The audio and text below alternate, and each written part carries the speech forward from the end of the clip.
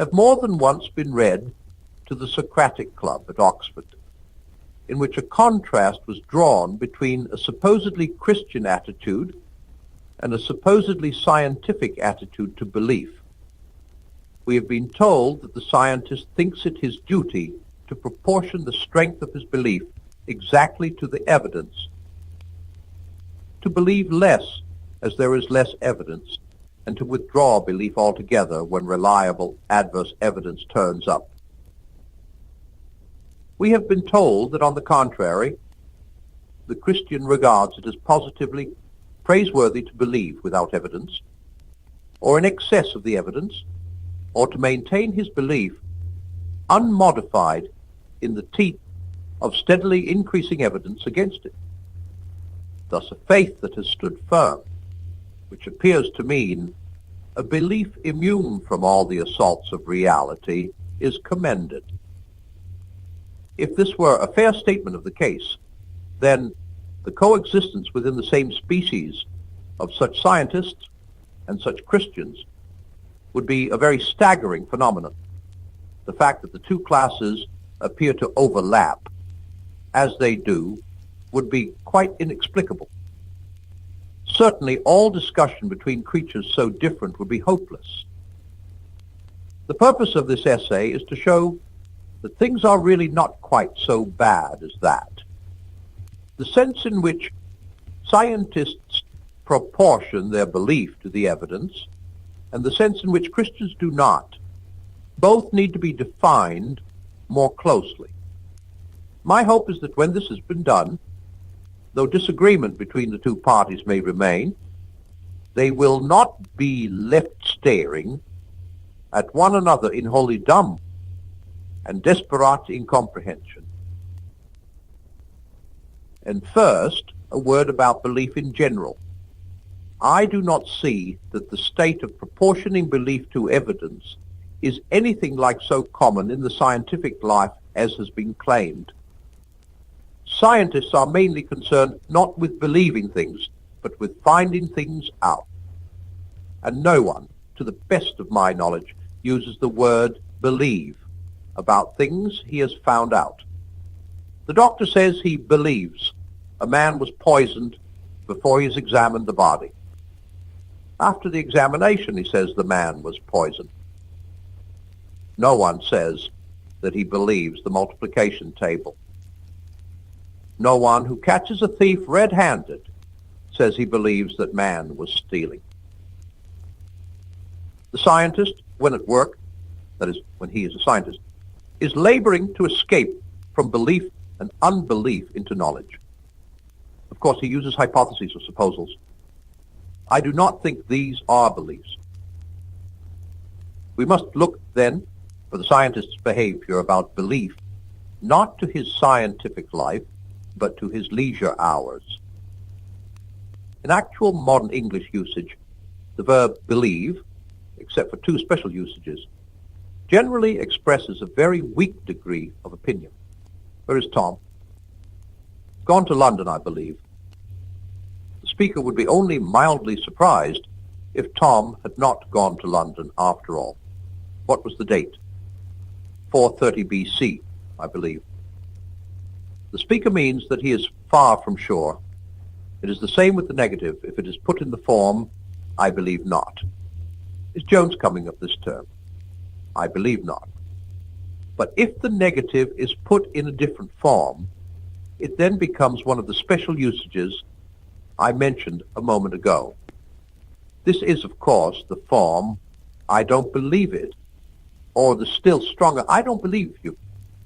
I don't believe it is far stronger on the negative side than I believe is on the positive. Where is Mrs. Jones? Eloped with the butler. I believe. I don't believe it. This, especially if said with anger, may imply a conviction which in subjective certitude might be hard to distinguish from knowledge by experience. The other special usage is I believe, as uttered by a Christian. There is no great difficulty in making the hardened materialist understand, however little he approves, the sort of mental attitude which this "I believe" expresses. The materialist need only picture himself replying to some report of a miracle. "I don't believe it." And then imagine the same degree of conviction on the opposite side. He knows that he cannot there and then produce a refutation of the miracle which would have the certainty of mathematical demonstration, but the formal possibility that the miracle might, after all, have occurred does not really trouble him any more than a fear that water might not be H&O. Similarly, the Christian does not necessarily claim to have demonstrative proof, but the formal possibility that God might not exist is not necessarily present in the form of the least actual doubt. Of course, there are Christians who hold that such demonstrative proof exists, just as there may be materialists who hold that there is demonstrative disproof. But then, whichever of them is right, if either is, while he retained the proof or disproof, would be not believing or disbelieving, but knowing. We are speaking of belief and disbelief in the strongest degree, but not of knowledge. Belief in this sense seems to me to be assent to a proposition which we think so overwhelmingly probable that there is a psychological exclusion of doubt, though not a logical exclusion of dispute. It may be asked whether belief, and of course disbelief, of this sort ever attaches to any but theological propositions. I think that many beliefs approximate to it. That is, many probabilities seem to us so strong that the absence of logical certainty does not induce in us the least shade of doubt. The scientific beliefs of those who are not themselves scientists often have this character, especially among the uneducated. Most of our beliefs about other people are of the same sort. The scientist himself, or he who was a scientist in the laboratory, has beliefs about his wife and friends, which he holds, not indeed without evidence, but with more certitude than the evidence, if weighed in the laboratory manner, would justify. Most of my generation had a belief in the reality of the external world and of other people, if you prefer it, a disbelief in solipsism, far in excess of our strongest arguments. It may be true, as they now say, that the whole thing arose from category mistakes and was a pseudo-problem, but then we didn't know that in the 20s. Yet we managed to disbelieve in solipsism all the same. There is, of course, no question so far of belief without evidence. We must beware of confusion between the way in which a Christian first assents to certain propositions and the way in which he afterwards adheres to them. These must be carefully distinguished. Of the second, it is true, in a sense, to say that Christians do recommend a certain discounting of apparent contrary evidence, and I will later attempt to explain why. But so far as I know, it is not expected that a man should assent to these propositions in the first place without evidence, or in the teeth of the evidence. At any rate, if anyone expects that, I certainly do not. And in fact, the man who accepts Christianity always thinks he had good evidence, whether like Dante, physici e metaphysici, argumenti, or historical evidence, or the evidence of religious experience, or authority, or all these together. For of course, authority, however we may value it in this or that particular instance, is a kind of evidence. All of our historical beliefs, most of our geographical beliefs, many of our beliefs about matters that concern us in daily life, are accepted on the authority of other human beings, whether we are Christians, atheists, scientists, or men in the street. It is not the purpose of this essay to weigh the evidence of whatever kind on which Christians base their belief. To do that would be to write a full-dress apologia. All that I need do here is to point out that, at the very worst, this evidence cannot be so weak as to warrant the view that all whom it convinces are indifferent to evidence.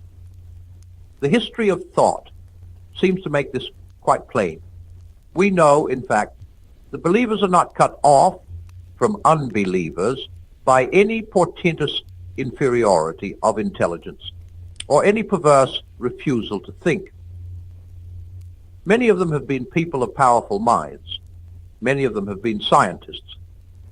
We may suppose them to have been mistaken, but we must suppose that their error was at least plausible. We might indeed conclude that it was merely from the multitude and diversity of the arguments against it.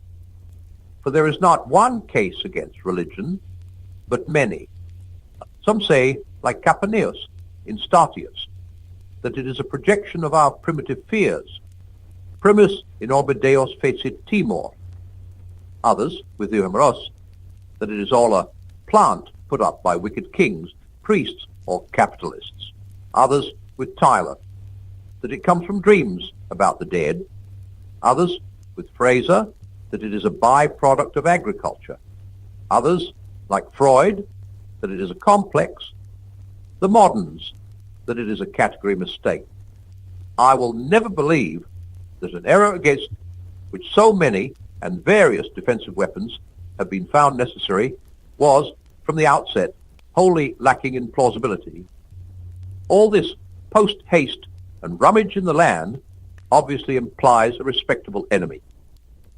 There are, of course, people in our own day to whom the whole situation seems altered by the doctrine of the concealed wish.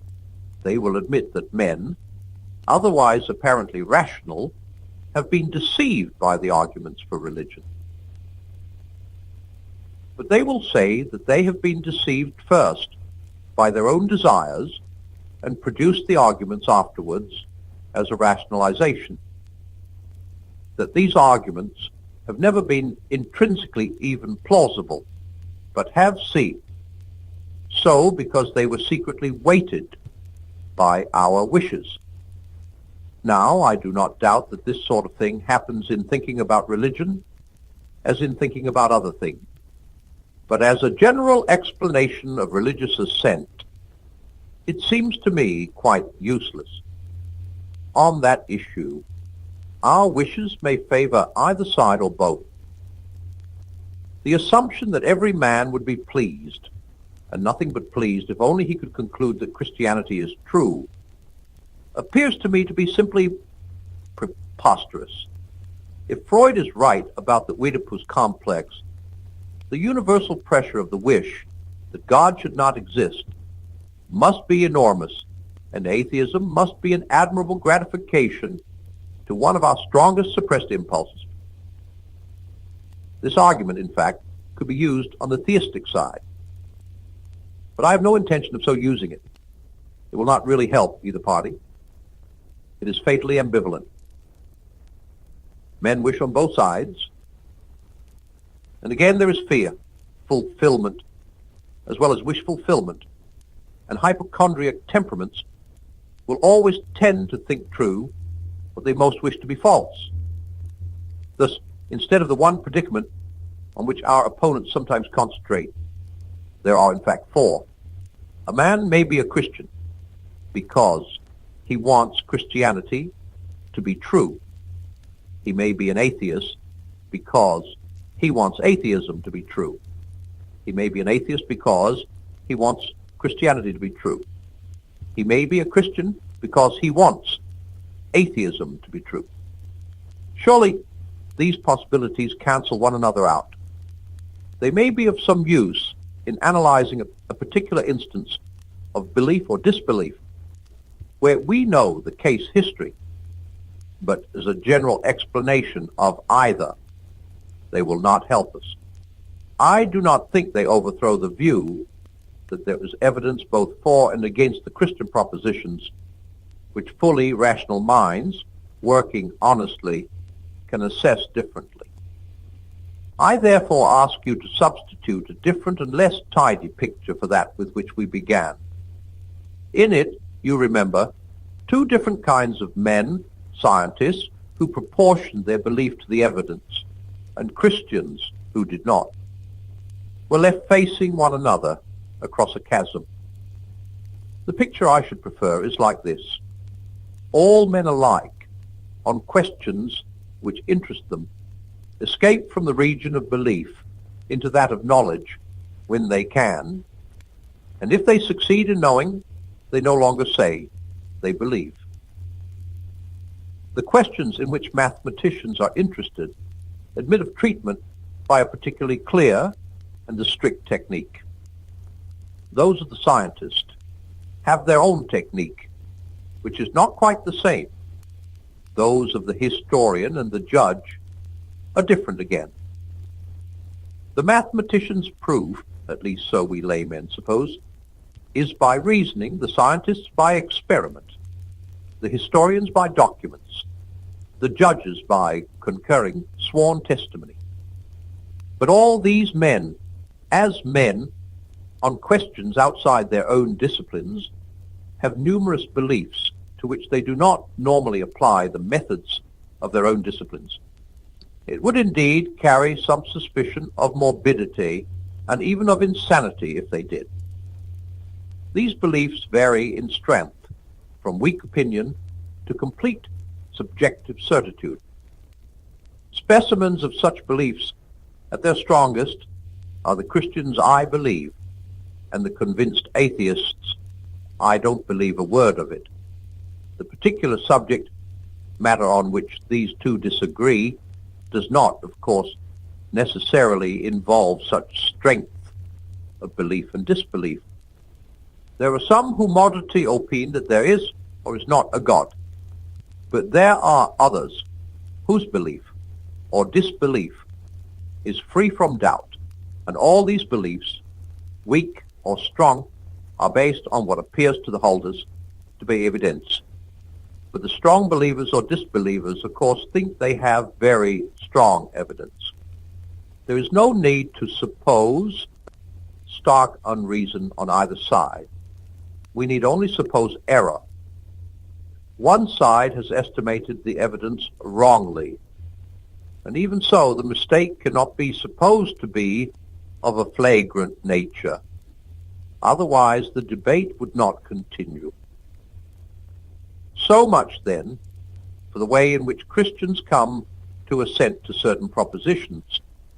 But we have now to consider something quite different, their adherence to their belief after it has once been formed. It is here that the charge of irrationality and resistance to evidence becomes really important. For it must be admitted at once that Christians do praise such an adherence as if it were meritorious, and even in a sense more meritorious the stronger the apparent evidence against their faith becomes. They even warn one another that such apparent contrary evidence, such trials to faith or temptations to doubt, may be expected to occur, and determine in advance to resist them. And this is certainly shockingly unlike the behavior we all demand of the scientist or the historian in their own disciplines. There, to slur over or ignore the faintest evidence against a favorite hypothesis is admittedly foolish and shameful. It must be exposed to every test. Every doubt must be invited. But then I do not admit that a hypothesis is a belief. And if we consider the scientist not among his hypotheses in the laboratory, but among the beliefs in his ordinary life, I think the contrast between him and the Christian would be weakened. If, for the first time, a doubt of his wife's fidelity crosses the scientist's mind, does he consider it his duty at once to entertain this doubt with complete impartiality? At once, to evolve a series of experiments by which it can be tested and to await the result with pure neutrality of mind. No doubt it may come to that in the end. There are unfaithful wives. There are experimental husbands. But is such a course what his brother scientists would recommend to him? All of them, I suppose, except one. As the first step he should take, and the only one consistent with his honor as a scientist? Or would they, like us, blame him for a moral flaw rather than praise him for an intellectual virtue if he did so? This is intended, however, merely as a precaution against exaggerating the difference between Christian obstinacy in belief and the behavior of normal people about their non-theological beliefs. I am far from suggesting that the case I have supposed is exactly parallel to the Christian obstinacy. For of course evidence of the wife's infidelity might accumulate and presently reach a point at which the scientist would be pitiably foolish to disbelieve it. But the Christians seem to praise an adherence to the original belief which holds out against any evidence whatever. I must now try to show why such praise is in fact a logical conclusion from the original belief itself. This can be done best by thinking for a moment of situations in which the thing is reversed. In Christianity, such faith is demanded of us. But there are situations in which we demand it of others. There are times when we can do all that a fellow creature needs, if only he will trust us. In getting a dog out of a trap, in extracting a thorn from a child's finger, in teaching a boy to swim or rescuing one who can't, in getting a frightened beginner over a nasty place on a mountain. The one fatal obstacle may be their distrust. We are asking them to trust us in the teeth of their senses, their imagination, and their intelligence. We ask them to believe that what is painful will relieve their pain, and that what looks dangerous is their only safety. We ask them to accept apparent impossibility, that moving the paw farther back into the trap is the way to get it out, that hurting the finger very much more will stop the finger hurting, that water, which is obviously permeable, will resist and support the body, that holding on to the only support within reach is not the way to avoid sinking, that to go higher and onto a more exposed ledge is the way not to fall. To support all these incredibilia, we can rely only on the other party's confidence in us, a confidence certainly not based on demonstration, admittedly shot through with emotion, and perhaps if we are strangers, resting on nothing but such assurance as the look of our face and the tone of our voice can supplete, or even, for the dog, on our smell. Sometimes, because of their unbelief, we can do no mighty works.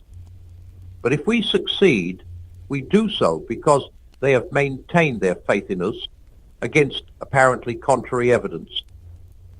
No one blames us for demanding such faith. No one blames them for giving it. No one says afterwards, what an unintelligent dog or child or boy that must have been to trust us. If the young mountaineer were a scientist, it would not be held against him when he came up for a fellowship that he had once departed from Clifford's rule of evidence by entertaining a belief with strength greater than the evidence logically obliged him to. Now to accept the Christian propositions is ipso facto, to believe that we are to God, always, as that dog or child or brother or mountain climber was to us, only very much more so.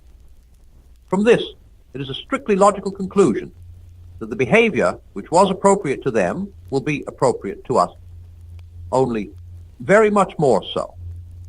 Mark, I am not saying that the strength of our original belief must by psychological necessity produce such behavior, I'm saying that the content of our original belief by logical necessity entails the proposition that such behavior is appropriate if human life is in fact ordered by a beneficent being whose knowledge of our real needs and of the way in which they can be satisfied infinitely exceeds our own.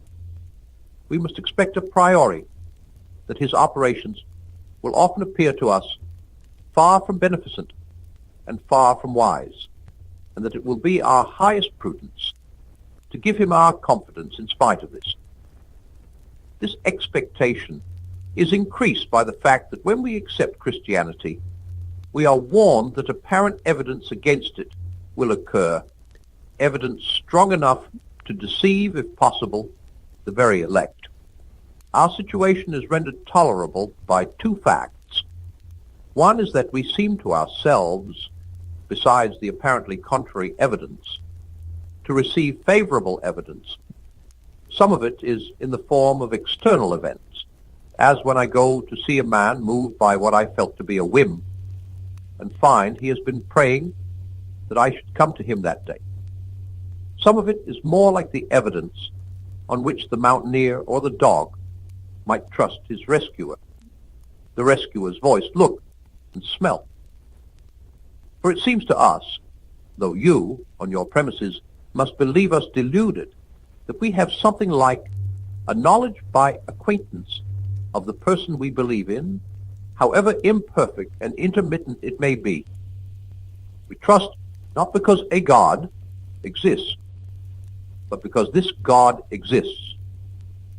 Or if we ourselves dare not claim to know him, Christendom does, and we trust at least some of its representatives in the same way because of the sort of people they are.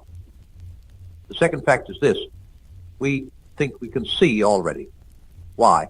If our original belief is true, such trust beyond the evidence, against much apparent evidence, has to be demanded of us. For the question is not about being helped out of one trap or over one difficult place in a climb.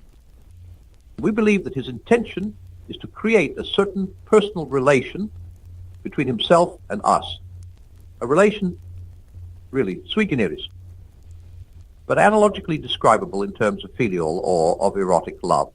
Complete trust is an ingredient in that relation. Such trust as could have no room to grow except where there is also room for doubt. To love involves trusting the beloved beyond the evidence, even against much evidence. No man is our friend who believes in our good intentions only when they are proved. No man is our friend who will not be very slow to accept evidence against them.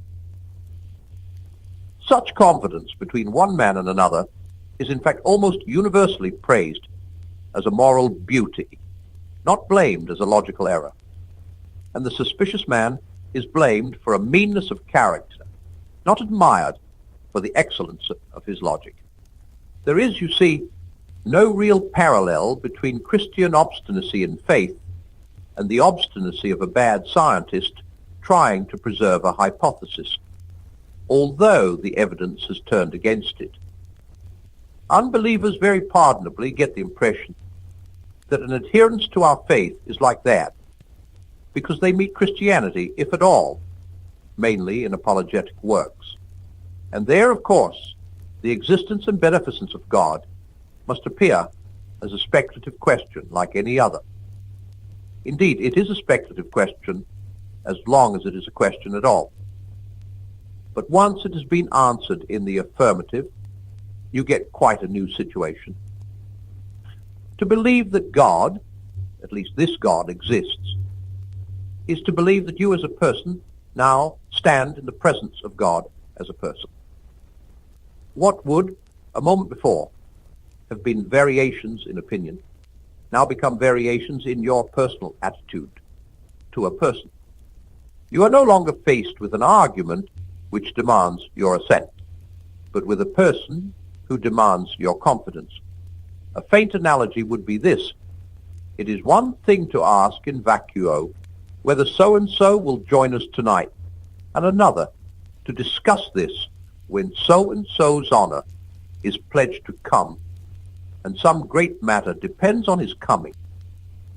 In the first case, it would be merely reasonable, as the clock ticked on, to expect him less and less. In the second, a continued expectation, far into the night, would be due to our friend's character, if we had found him reliable before. Which of us would not feel slightly ashamed if 1 moment after we had given him up, he arrived with a full explanation of his delay? We should feel that we ought to have known him better. Now, of course, we see, quite as clearly as you, how agonizingly two-edged all this is. A faith of this sort, if it happens to be true, is obviously what we need, and it's infinitely ruinous to lack it. But there can be faith of this sort, where it is wholly ungrounded. The dog may lick the face of the man who comes to take it out of the trap, but the man may only mean to vivisect it in South Park's Road when he has done so. The ducks who come to the call, "Dilly, dilly, come and be killed," have confidence in the farmer's wife, and she wrings their necks for their pains. There is that famous French story of the fire in the theater. Panic was spreading. The spectators were just turning from an audience into a mob. At that moment, a huge bearded man leaped through the orchestra onto the stage, raised his hand with a gesture full of nobility, and cried, "Que chacun regagne sa place." Such was the authority of his voice and bearing that everyone obeyed him. As a result, they were all burned to death, while the bearded man walked quietly out through the wings to the stage door, took a cab, which was waiting for someone else, and went home to bed. That demand for our confidence, which a true friend makes of us, is exactly the same that a confidence trickster would make. That refusal to trust, which is sensible in reply to a confidence trickster, is ungenerous and ignoble to a friend, and deeply damaging to our relation with him. To be forewarned and therefore forearmed against apparently contrary appearance is eminently rational if our belief is true. But if our belief is a delusion, this same forewarning and forearming would obviously be the method whereby the delusion rendered itself incurable. And yet again, to be aware of these possibilities and still to reject them is clearly the precise mode, and the only mode, in which our personal response to God can establish itself. In that sense, the ambiguity is not something that conflicts with faith so much as a condition which makes faith possible. When you are asked for trust, you may give it or withhold it. It is senseless to say that you will trust if you are given demonstrative certainty. There would be no room for trust if demonstration were given. When demonstration is given, what will be left will be simply the sort of relation which results from having trusted or not having trusted before it was given. The saying, "Blessed are those that have not seen and have believed," has nothing to do with our original assent to the Christian propositions. It was not addressed to a philosopher inquiring whether God exists.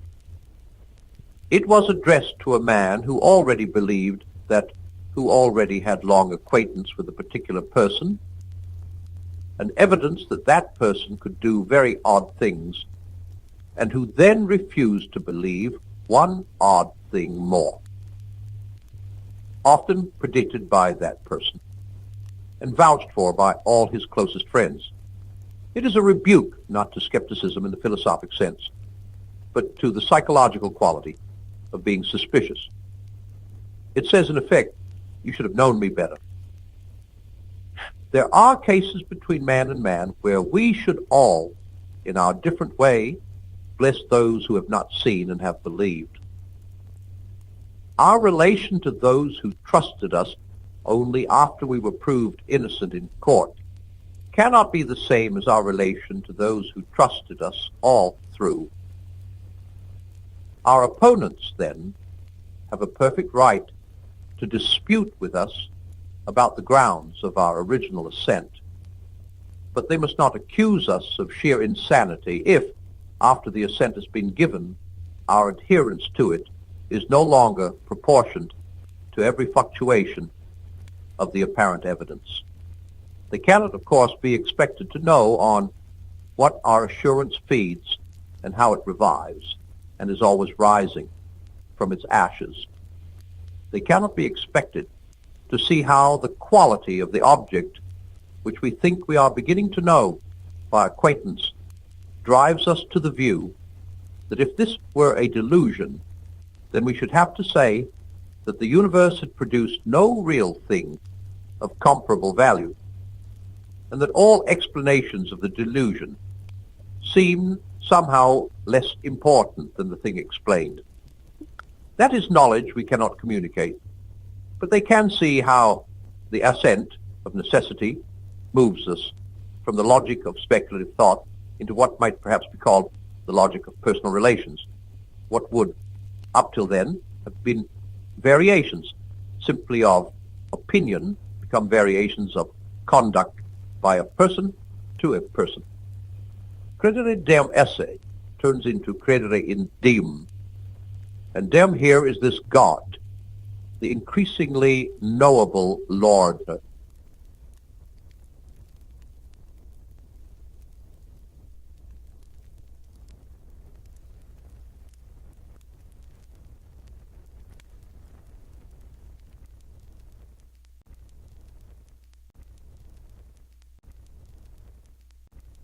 Isaiah 43:19 brings us a powerful message.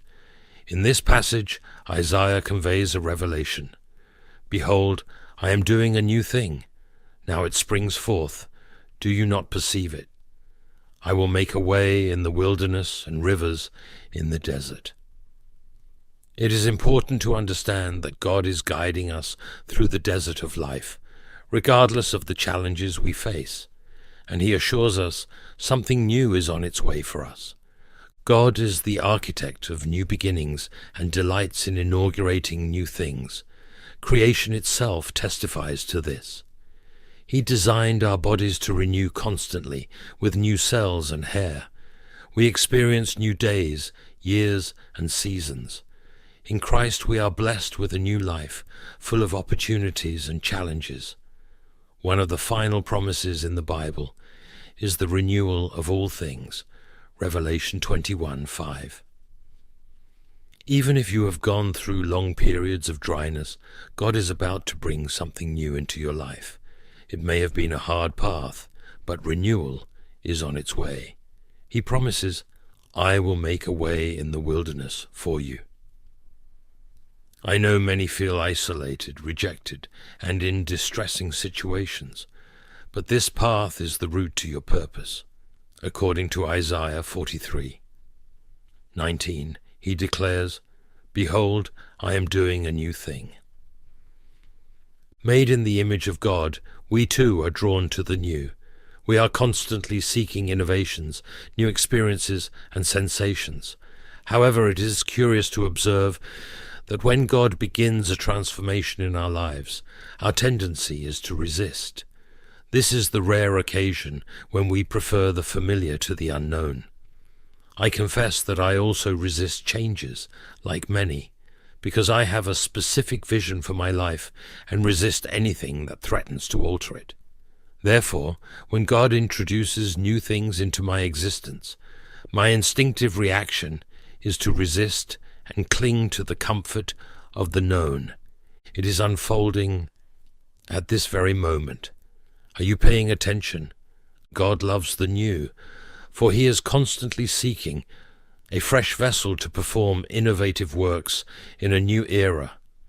God is not a replicator. He is an innovator.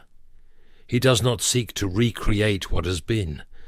He longs to inaugurate the unexplored. Take, for example, an episode from last year. God sealed a door, and despite my incessant pleas, chose not to reopen it. Instead of accepting and moving forward down the hallway towards the uncertain in search of a new passage he might have revealed, I stood in front of that old door, stubbornly insisting. However, I realize that it is essential to embrace the new things that God is orchestrating, to leave behind the missed chances and prepare for the new ones to come. I don't know about you, but I am ready for the new. Here is my question for you. What new thing is God trying to unveil in your life? What is this novelty that God is trying to unfold in your existence? What is this reality that you choose to ignore, but deep down you know that God has called you to a new purpose? What could it be? Some of you are sitting on a divinely inspired dream without giving it the attention it deserves. When God is in the process of creating something new, sometimes it is necessary to step into the territory of the unknown, which may seem uncomfortable, intimidating, and even unpleasant at first. We may be tempted to cling to the life we know, to the comfort of the familiar. However, it is necessary to leave the past behind, trust in God, and embrace what He is doing. Otherwise, we will deprive ourselves of all the wonders that God desires to operate in us and through us. Let me affirm, God is calling you to a new chapter, and it is time to overcome fear. Fear is the main adversary of the new. Fear is the tool Satan will use against you to obstruct your experience of divine magnificence. Fear has the power to paralyze, to make you retreat in the face of God's call, to prevent you from enjoying new graces. And it can prevent God from performing and manifesting the new in you and through you for the benefit of others. Consider the example of Abraham. God introduced a radical change in Abraham's life by instructing him to leave his homeland, his family, and everything familiar to venture into an unknown territory. Abraham chose to put his faith in God and renounce his previous way of life. As a result of his faithfulness, the nation of Israel was established, as well as the messianic lineage of Jesus. The disciples are also remarkable examples. Peter, John, and James left their lives as fishermen to follow Jesus and become his disciples. By accepting the novelty that God presented to them, they played fundamental roles in founding the church and guiding many to salvation. Satan often tries to intimidate us, to prevent us from becoming who God has called us to be.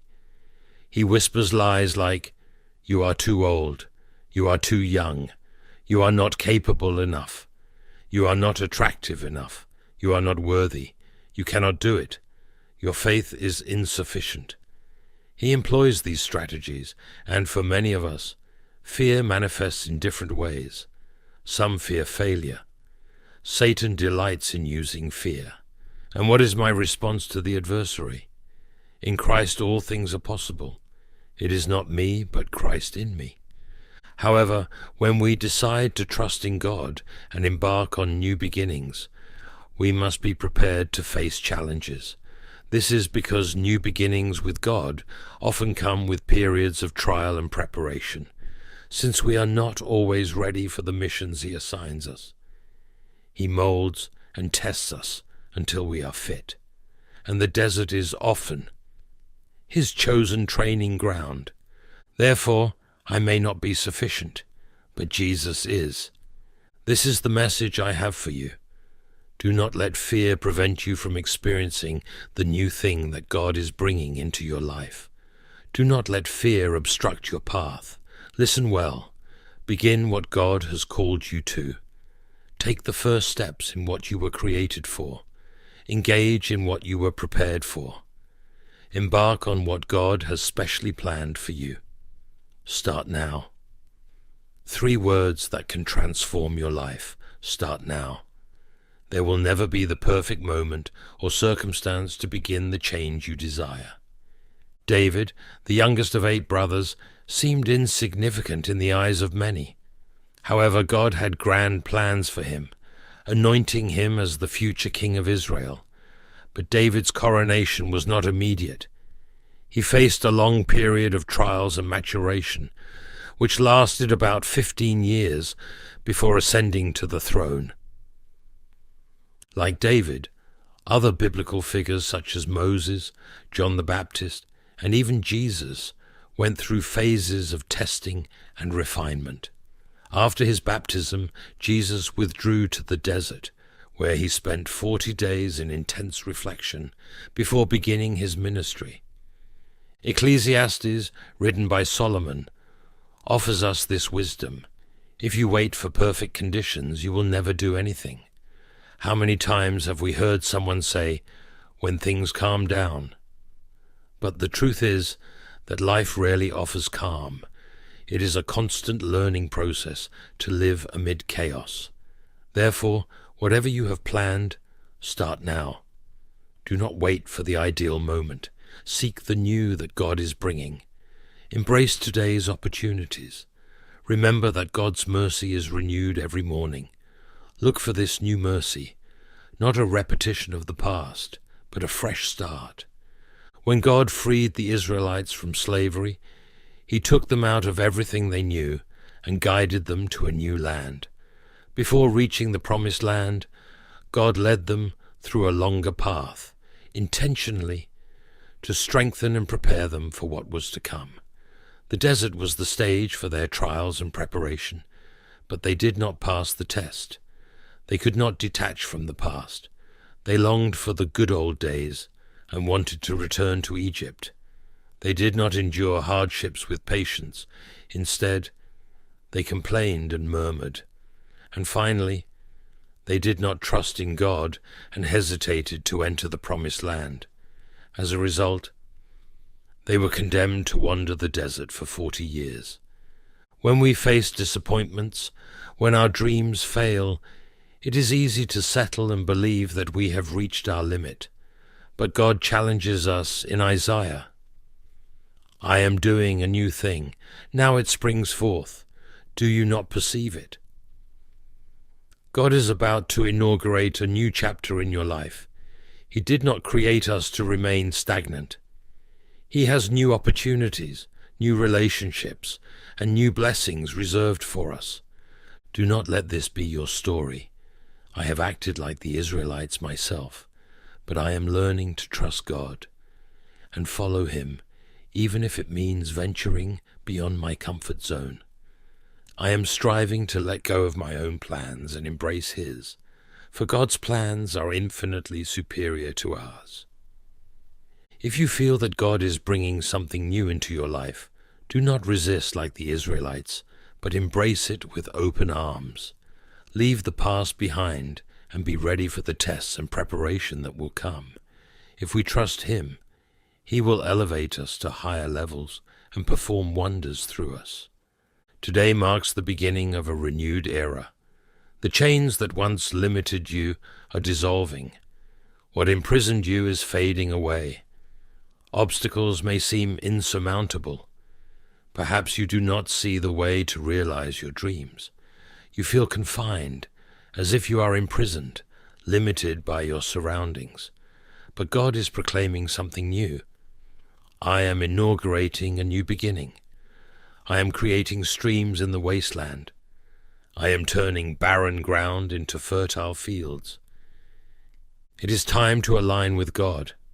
Yes, Lord, this resonates with me today. I accept this in my spirit. I am preparing for the new, Lord. Surprise me with your generosity. Transform this adversity. Manifest your magnificence in my existence. Maybe you will witness this novelty tomorrow. Perhaps you will achieve the breakthrough this week. You might get that scholarship this month. Maybe you will witness your healing, your breakthrough, your prosperity this year. When God promises something new, it means it will not be a repetition of the past. It will be something distinct. The new may surprise you. It may not unfold as you imagined. Stay open to how God will operate. Do not restrict him to a single possibility. Often, what we desire is just a shadow of what God has planned for us. God's plan for your life is grand and will exceed all expectations. Trust in the way he will lead things.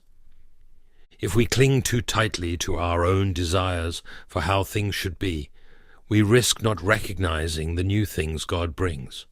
Often, what God has reserved for us may surprise us, manifesting in unexpected ways, through unusual people, and in situations different from what we imagined. Perhaps at this very moment, God is moving in a new way in your life, and you have not yet noticed. He may be offering you a new opportunity, but you may hesitate to accept it. It does not correspond to your previous expectations. He is sending people your way who will bring heavenly connections, but they may not fit what you anticipated. Let go of your previous conceptions. The new that God brings may not resemble what you envisioned. Do not confine future possibilities to past experiences. God's greatest acts do not reside in the past, but await in the future. The question is, are you paying attention to this? Do you believe that God is operating new and extraordinary wonders? Or are you stuck in the past, in what has failed? Redirect your attention. Stop looking in the rearview mirror. Turn your eyes to the horizon. Anticipate divine generosity. Today is a new day. God is doing new works in your life. Works in your life. Works in your life.